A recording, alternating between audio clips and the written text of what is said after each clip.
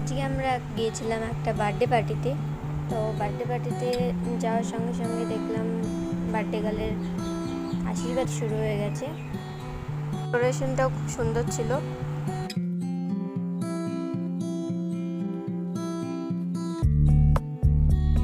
তারপর একটু পরেই কেক কাটার পর্ব শুরু হয়ে গেছে।